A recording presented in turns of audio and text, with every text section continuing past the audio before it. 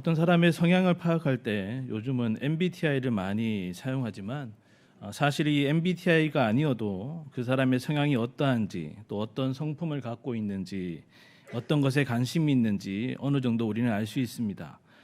예를 들면 유유상종이라고 친구를 보면 그 사람을 알 수 있고 또 구두를 보면 그 사람의 취향을 알 수 있고 또 주식 투자하는 것을 보면 그 사람의 허세 지수가 얼마인지 또 지혜 지수가 얼마인지도 알 수 있다고 합니다.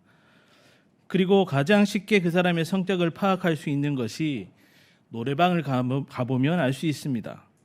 쉬지 않고 마이크를 붙잡고 노래하는 막가파가 있는가 하면은 끝까지 마이크를 거부하는 점잖파가 있고 끝까지 18번만을 부르는 보수파도 있습니다. 또한 책장을 보면 그 사람의 주요 관심사가 무엇인지 알 수 있고 또 돈을 어디에 어떻게 쓰는지를 보면 그 사람이 어디에 집중하며 지금 살고 있는지도 알 수 있습니다. 마찬가지로 성도의 신앙생활 가운데도 그 성도가 어떤 성향인지 요즘 관심사가 무엇인지 알 수 있는 것이 있는데 가장 대표적인 것이 바로 기도입니다. 즉 성도가 어떤 제목을 가지고 기도하는지를 보면 요즘 관심사가 어떻게 되는지, 걱정하고 있는 것은 무엇인지, 그리고 요즘 어떠한 상황 가운데 있는지 등을 알 수 있는 것입니다. 그리고 그 기도의 내용을 보면 그 성도의 신앙의 상태가 어떤지, 신앙의 정체성이 어떠한지 대략 알 수도 있습니다. 왜냐하면 성도에게 있어 쉬지 말아야 할 기도는 성도가 하나님과 교통하는 가운데 하나님의 뜻을 구하고 도움을 요청하는 통로이자 특권인 동시에 하나님을 향한 신앙 고백이기 때문입니다. 즉 기도를 통해 성도는 자신의 신앙을 확증하고 더 나아가 신앙의 진보를 위한 발판을 삼을 수가 있는 것입니다. 오늘 본문의 바울은 데살로니가 성도들에게 기도를 요청하면서 그리고 또 그들을 위해 기도하면서 그들로 하여금 신앙의 정체성을 확립하고 신앙의 진보를 이뤄가기를 간절히 바라고 있습니다. 즉 주의 재림의 날을 기다리는 중에 여러 환난과 거짓 가르침에 신앙이 흔들리고 또 무너지고 이탈하는 데살로니가 성도들은 물론 오늘을 살아가는 성도들로 하여금 함께 기도하는 가운데 다시금 굳건한 신앙을 회복하고 계속해서 믿음의 경주에 힘쓰는 삶을 살아가도록 강권하고 있는 것입니다. 그렇다면 성도가 이 악한 세상에서 흔들리지 않고 신앙의 진보를 이루기 위해 하나님 앞에 아뢰어야 할 기도의 내용은 무엇인지 오늘 말씀을 통해 함께 은혜를 나누기를 원합니다. 첫째로 성도는 삶 속에서 오직 하나님의 말씀이 성취되기를 소망해야 합니다. 우리 본문 1절의 말씀을 다 같이 합독하겠습니다. 시작. 끝으로 형제들아 너희는 우리를 위하여 기도하기를 주의 말씀이 너희 가운데서와 같이 퍼져나가 영광스럽게 되고. 아멘. 여기 끝으로라는 말은 지금까지의 내용에 대해서 결론적인 내용이 있음을 말하는 것입니다. 즉 바울은 데살로니가후서 1장과 2장에서 특별히 집중해서 다루어야 할 이야기를 하고 나서 이제 3장에서 실제적이고 또 실천적인 권면을 하고 있는 것입니다. 그러면서 너희는 우리를 위하여 기도하기를이라고 했습니다. 이는 우리, 즉 바울 자신과 그 전도자들을 위하여 특히 그들의 전도 사역을 위해 기도해 달라 하는 것으로 생각할 수 있습니다. 그러나 바울의 이 당부는 단순히 바울 및 전도자들을 위해 기도해 달라는 것을 넘어서 데살로니가후서 전체의 맥락 안에서 성도들의 삶 가운데 진정 기도해야 할 것이 무엇인지를 알려주고 있는 것입니다. 그것은 바로 주의 말씀이 너희 가운데서와 같이 퍼져나가 영광스럽게 되고라는 것입니다. 즉 이 기도는 바울과 그 전도자들을 어떻게 되게 해달라는 것을 넘어 바로 주의 말씀이 하나님의 말씀이 주체가 되어서 퍼져나가기를 간절히 바란다는 것입니다.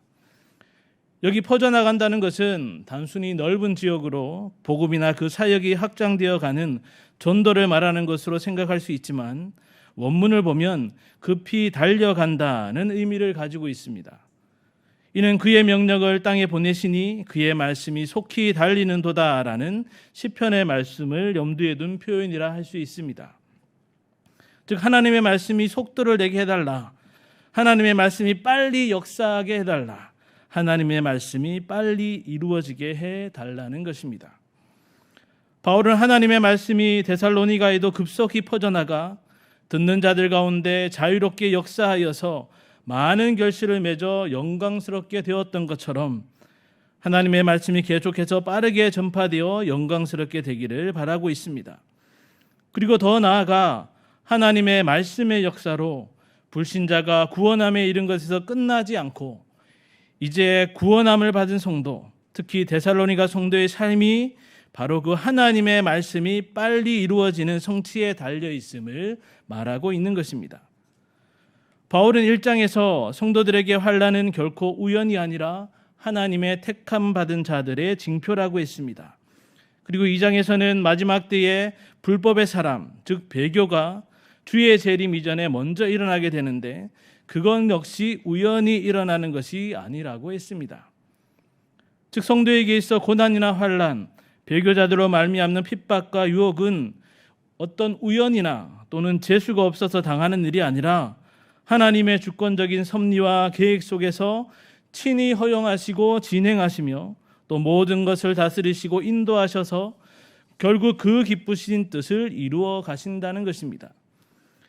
따라서 희노애락이 가득한 모든 인생 여정은, 특히 성도들의 삶은 하나님의 말씀이 어떻게 얼마나 빨리 성취되느냐에 달려 있다는 것입니다. 이러한 것을 깨닫는 성도라면 이제 그 삶의 시각이 바뀌게 되는데, 우리가 환난이나 핍박을 벗어나려고 또 피하려고 노력한다고 해서 되는 것이 아니라 그러한 삶 안에서 하나님의 뜻, 하나님의 말씀이 이루어지기까지 모든 일들이 주의 손안에 진행이 되는구나. 그러니 벗어나게 해 주십시오. 그리고 망하지 않게 해 주십시오라고 먼저 기도하지 않고 하나님의 말씀이 빠르게 일하게 해 주십시오라고 먼저 기도하게 된다는 것입니다. 즉 욥처럼 나에게 일어나고 있는 일을 100% 이해할 수는 없지만 환난이나 공고나 핍박이 가득한 우리의 삶에서 하나님의 말씀이 하실 일이 있음을 이제 확신하게 되니 엉망진창 같고 낙심된 일만 가득한 내 삶을 통해서도 하나님의 말씀이 빨리 온전히 성취되게 해 주십시오라고 그 기도의 주제가 이제 바뀌게 된다는 것입니다. 빨리빨리라는 그 문화는 외국인에게 있어 한국인의 특징으로 여겨지지만 사실 악한 이 시대의 문화의 목소리요 또 코드이기도 합니다. 사람들은 삶에 있어 여러 가지 문제가 생기면 그 문제의 원인이 무엇인지 빨리 찾고 그것을 해결하는 방법을 빨리 찾음으로 자신의 삶이 의미 있고 또 막힘없이 펼쳐질 것이라고 생각을 합니다. 그래서 시험에 떨어지면 합격을 빨리 하는 법, 취업이 늦으면 취업을 빨리 하는 법, 결혼이 늦으면 결혼을 빨리 하는 법, 돈이 없으면 돈을 빨리 모으는 법, 병이 들면 건강을 빨리 회복하는 법 등 세상적이고 인간적인 방법들을 빠르게 사용하는 것입니다. 성도들도 예외는 아니어서 자신의 노력으로 해결이 되지 않으면 하나님의 뜻과는 상관없이 연봉 많고 그럴듯한 회사로 취업하게 해달라고, 만약 물질의 복을 달라고, 좋은 사람을 만나게 해달라고, 병을 낫게 해달라고 기도하는 것입니다. 물론 범사에 쉬지 말고 기도함으로 하나님의 도움을 구하는 것이 필요하긴 하지만 우리의 삶에 일어나는 모든 일이 하나님의 뜻 가운데 있으며 하나님의 말씀의 성취에 달려있다는 사실을 우리는 먼저 기억해야 하는 것입니다. 즉 우리의 인생 가운데 문제를 일으키시고 허용하시는 것도 하나님이고 그 문제 속에서 일하시는 것도 하나님이며 무엇보다 그 문제를, 그 상황들을 통해서 당신의 뜻을 이루시고 끝내시는 것도 하나님이시라는 것입니다. 다시 말해 성도들의 삶의 주인은 바로 하나님의 그 말씀이며 그 말씀이 이루어져 감을 통해 성도들의 삶을 하나님께서 이끌어 나가신다는 것입니다.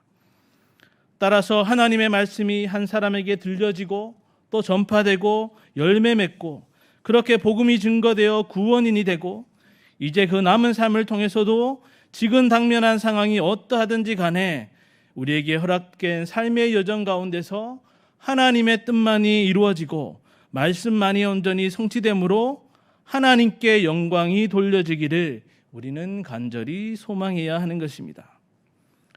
그럼에도 우리가 내 인생은 나의 것이라며 스스로 자신의 삶을 주도하고 자신의 뜻만을 이루려 한다면 주어진 상황에 결국 매몰되어서 일희일비하다가 태풍이 몰아치는 망망대해에 나침판과 노 하나 없이 조각배에서 탈진해 쓰러져 있는 우리 자신을 발견하게 될 것입니다. 현재 여러분의 삶은 어떠하십니까? 앞이 캄캄하십니까? 아니면 앞길이 창창하십니까? 어떠하든지 간에 말씀으로 여러분의 삶을 주장하시고 인도하시는 하나님은 여러분의 그 삶을 말씀을 통해 당신의 뜻을 성취해 가고 있음을, 그렇게 당신의 구속 역사를 진행해 가고 계심을 반드시 명심하면서 우리의 삶을 통해 하나님의 영광만이 드러나기를 늘 소망하는 성도님들 되시기를 간절히 바랍니다. 둘째로, 성도는 어려움을 당할 때에 오직 하나님의 신실하심만을 의지해야 합니다. 우리 본문 2절과 3절을 다 같이 합독하겠습니다. 시작. 또한 우리를 부당하고 악한 사람들에게서 건지시옵소서 하라. 믿음은 모든 사람의 것이 아니니라. 주는 미쁘사 너희를 굳건하게 하시고 악한 자에게서 지키시리라. 아멘. 바울은 또 하나의 기도를 요청하고 있는데 바로 우리를 부당하고 악한 사람들에게서 건지시옵소서 하라는 것입니다. 즉 바울과 그 전도자들이 복음을 전파할 때 폭동들을 선동하여 방해하고 대적했던 유대인들로부터 지켜달라는 것입니다. 그러나 바울의 이 기도 요청에는 좀 더 깊은 의미가 있습니다. 그것은 바울과 그 전도자들을 비롯하여서 하나님의 말씀의 성취를 소망하며 사는 성도에게는 반드시 부당하고 악한 사람들이 나타난다는 것입니다. 특히 부당하고라는 말은 제자리에서 벗어난이라는 말로서 함께 교회를 다니며 성도라는 이름을 가지고 있으면서도 하나님의 말씀에는, 하나님의 말씀의 성취에는 전혀 관심이 없는 사람들을 말합니다. 즉 성도는 교회 바깥은 물론 교회 안에서도 부당하고 악한 사람들에게 둘러싸일 수 있다는 것입니다.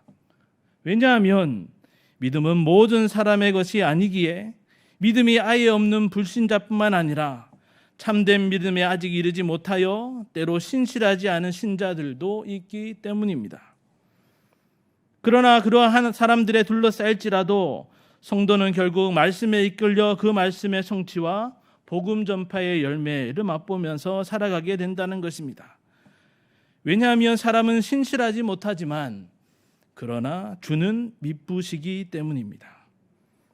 즉 성도가 하나님의 말씀의 성취를 바라보며 살 때 아이러니하게도 또 역행적으로 오히려 부당하고 악한 사람들로부터 우겨싸움을 당하고 공격을 받아 어려움을 당하기도 하지만 신실하신 하나님은 반드시 그 성도를 지키실 뿐만 아니라 그러한 상황에서도 말씀의 성취를 이루신다는 것입니다. 다시 말해 그러한 상황 가운데 의지할 것은 오직 하나님의 신실하심 밖에 없다는 것입니다. 바울이 지금 이 기도를 데살로니가 성도들에게 요청하는 이유가 바로 이것입니다. 즉 이 기도는 바울과 그 전도자들만을 위한 기도가 아니라 바로 성도들 또한 하나님의 말씀을 붙잡고 살아갈 때 신실하지 못한 자들로 인해 어려움을 당할 수 있고 그럴수록 그들을 굳건하게 하시며 지키시는 하나님의 신실하심만을 의지하며 확신케 하는 기도인 것입니다. 성도 여러분, 우리가 성도로서 이 세상을 살아갈 때에 믿음이 없는 신실하지 못한 사람들로 인해 어려움을 많이 겪지 않습니까? 거짓과 배신을 일삼는 신실하지 못한 동료들과 파트너들, 술자리 회식을 강요하는 신실하지 못한 직장 상사들, 교회에 다닌다고 하며 무조건 무시하고 손가락질하는 신실하지 못한 주변 사람들로 인해 우리의 신앙을 지켜나가기가 결코 쉽지가 않습니다. 그런데 그것보다 우리의 신앙을 더욱 흔들고 포기하게 만드는 일들이 있습니다. 바로 함께 신앙생활을 하는 주변에 가까운 사람들이 신실하지 못한 모습을 보일 때 그 충격은 더욱더 배가 되는 것입니다. 교회 안에서 때로 중직자, 직분자들의 신실하지 못한 모습을 보게 될 때 믿고 따르던 신앙의 선배들이나 기관의 임원들, 심지어 교역자의 신실하지 못한 모습을 보게 될 때 우리는 충격을 받고 신앙생활에 해이가 올 수 있습니다. 또한 가장 가깝다는 가족들, 영적 제사장이라는 남편에게서, 현숙한 여인이라는 아내에게서, 그리스도를 위해 산다는 SFC 자녀들에게서 신실하지 않은 모습을 보고 한숨을 쉬며 낙담에 빠지기도 하는 것입니다. 그리고 무엇보다 가장 큰 충격은 우리 자신이 우리 삶에 대해 신실하지 못함을 발견할 때입니다. 자신의 외식적이고 가식적이고 진실하지 못하고 신실하지 못함을 문득 발견하고 역시나 난데라며 절망하게 되는 것입니다. 이렇게 다른 사람도 신실하지 못함으로, 그리고 우리 자신도 신실하지 못함으로 인해 신앙생활이 흔들리고 어려움을 당할 때 우리는 반드시 기억해야 합니다. 그러나 하나님은 미쁘시다는 진리를 말입니다. 모든 사람이 신실하지 못해서 그로 인해 어려움에 처하더라도 그러한 상황 가운데도 눈을 들어 산과 같이 변함없고 해와 같이 빛나는 하나님의 신실하심만을 바라보고 의지하며 붙잡아야 하는 것입니다. 청교도들이 쓴 시를 모아놓은 비전의 골짜기라는 책에 이런 내용들이 있습니다. 인생의 역설 속에 배우게 하소서. 내려가는 길이 올라가는 길입니다. 낮아지는 길이 높아지는 길입니다. 상처받은 마음이 치유받은 마음입니다. 뉘우치는 영이 기뻐하는 영입니다. 그리고 나의 어둠 속에서 당신의 빛을 봅니다. 나의 죽음 속에서 당신의 생명을 봅니다. 나의 슬픔 속에서 당신의 기쁨을 봅니다. 나의 죄 속에서 당신의 은혜를 봅니다. 나의 가난 속에서 당신의 부유함을 봅니다. 나의 골짜기에서 당신의 영광을 봅니다. 이렇게 나를 포함한 다른 사람들의 신실하지 못한 가운데 오히려 신실하지 못한 우리를 굳건하게 하시고 지키시는 하나님의 신실하심만을 보게 되는 것, 이것이 바로 성도에게는 신비요 은혜인 것입니다. 정말이지 믿음의 경주를 하는 우리가 음침한 사망의 골짜기를 다닐지라도 두려워하지 않는 것은 신실하신 하나님께서 우리와 함께 하시며 반드시 지키시기 때문임을 믿으시기 바랍니다. 그리하여 환난이나 부당하고 악한 사람들로 인해 어려움을 당할 수밖에 없는 신앙의 여정 가운데 우리를 굳건하게 지키시며 온전케 하시는 하나님의 신실하심의 은혜를 날마다 체험하는 성도님들 되시기를 간절히 바랍니다. 셋째로, 성도는 신행일체의 삶을 끝까지 살기 위해 주님의 사랑과 인내를 겸비해야 합니다. 우리 본문 4절에서 5절을 다 같이 합독하겠습니다. 시작. 너희에 대하여는 우리가 명한 것을 너희가 행하고 또 행할 줄을 우리가 주 안에서 확신하노니 주께서 너희 마음을 인도하여 하나님의 사랑과 그리스도의 인내에 들어가게 하시기를 원하노라. 아멘. 마지막으로 바울은 데살로니가 성도들에 대하여 우리가 명한 것을 너희가 행하였다고 말합니다. 즉 데살로니가 성도들은 바울이 전하여 준 하나님의 말씀을 믿어 구원에 이르렀고 그 말씀을 또 전하는 수고를 하였으며 환난 가운데도 흔들리지 않고 소망 가운데 살고 있었던 것입니다. 그리고 앞으로도 또 그렇게 행할 줄을 말씀의 성취와 신실하심으로 성도를 지키시는 주님으로 말미암아 확신한다라고 바울은 말하고 있습니다.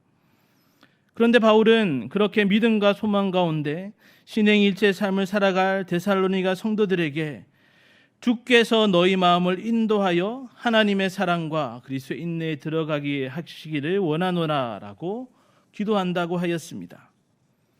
여기 하나님의 사랑이란 죄인을 사랑하사 당신의 독생자까지 아낌없이 십자가에 내어주신 그 사랑을 말합니다.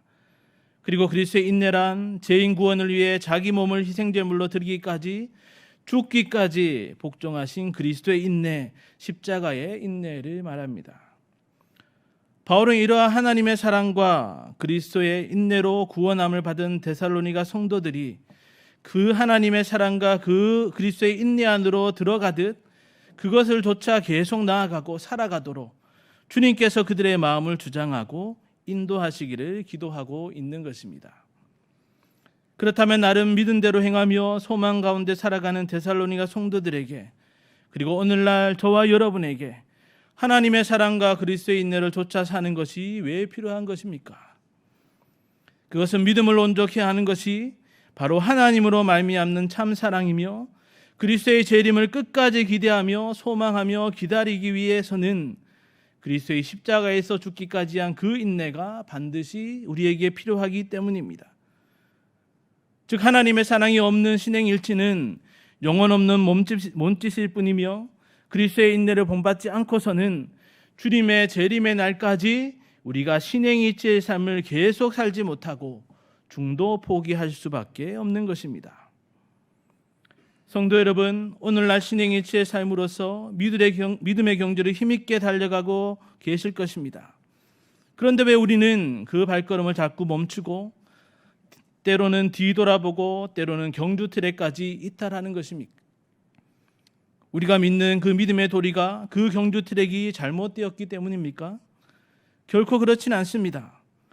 오히려 우리는 날마다 반복되는 신앙의 경주 가운데 하나님의 사랑을 입은 자로서 그리고 받은 하나님의 사랑으로서 계명을 지키거나 선한 일을 행하지 않고 때로는 의무감으로 사람들의 눈을 의식함으로 습관적이고 형식적으로 그러한 일들을 행하기 때문입니다. 더불어 주님이 가신 십자가의 좁은 길에서 인내하며 걸어가기보다 넓은 길과 몸도 마음도 편한 길로 가려 하기 때문입니다. 하나님의 사랑도 그리스도의 인내도 우리 심령에 있지 아니하면 결코 우리는 온전한 신행일치의 삶을 끝까지 살아가지 못합니다. 때문에 우리는 우리의 마음이 어떠한 방해도 받지 않고 하나님의 사랑과 그리스도의 인내로 곧장 나아갈 수 있도록 하나님이 우리의 마음을 지키시고 인도해 주시기를 기도해야 하는 것입니다. 그렇게 하나님의 사랑과 그리스도의 인내를 늘 마음 깊이 간직함으로 믿음의 역사 가운데 주님 다시 오심을 소망하면서 신행일치의 온전한 삶을 끝까지 살아가는 성도님들 되시기를 간절히 바랍니다. 사랑하는 성도 여러분, 그리고 오늘 헌신을 다짐하는 제123 청년 회원 여러분, 사도 바울은 우리가 잘 아는 대로 위대한 전도자입니다. 그의 사역이 없었다면 과연 오늘처럼 복음이 온 세계로 확산될 수 있었을지 의문이 들 정도입니다. 그러나 우리가 여기서 분명히 알아야 할 것은 바울의 그러한 위대한 사역이 그의 힘으로만 이루어진 것이 결코 아니라는 것입니다. 거기에는 하나님의 강권적인 역사가 있었습니다. 바울은 이 사실을 잘 알고 있었기에 성도들에게 자신을 통한 복음 전파 사역을 위해 하나님께 기도해 달라고 부탁을 했던 것이고 또 그런 성도들을 위해 자신 또한 기도를 하였던 것입니다. 그리고 이러한 기도의 선순환은 기도하는 각 사람의 신앙을 더욱 굳게 하며 장성한 분량에 이르게 합니다. 바울의 복음 전파 사역을 위한 기도는 그 사역 가운데 말씀이 퍼져나가 죽은 영혼이 살아나고 새 생명의 역사가 일어나는 것처럼 살아 역사하는 말씀이 성도들의 삶의 주체가 되며 또 성취됨으로써 성도들의 치열한 삶의 현장에서 하나님의 영광만을 목독해 되기를 우리는 소망하게 되는 것입니다. 멸시천대 가득한 곳에서 복음 전파자들을 지켜주시기를 위한 기도는 말씀의 성취를 소망하는 성도들이 신실하지 않은 자들에게 둘러싸인 그 어려운 가운데서도 반드시 지키시는 하나님의 신실하심만을 의지하게 하는 것입니다. 또한 복음 전파의 현장에서나 성도의 삶의 현장에서 말씀을 받은 자들 모두가 바로 하나님의 사랑과 그리스도의 인내를 겸비토록 기도하는 것은 우리 모두로 하여금 온전한 신행일치의 삶을 멈춤 없이 계속 살아가도록 하는 것입니다. 이러한 바울과 데살로니가 성도들의 동역하는 기도처럼 저와 여러분 또한 그들과 같은 동일한 제목으로 함께 늘 기도함으로써 하나님의 구속 역사에 동역함은 물론 우리 각자의 신앙의 진보 또한 온전히 이루어가는 경영의 성도님들과 오늘 헌신을 다짐하는 우리 제1, 2, 3 청년 회원들 되시기를 주님의 이름으로 간절히 축원합니다.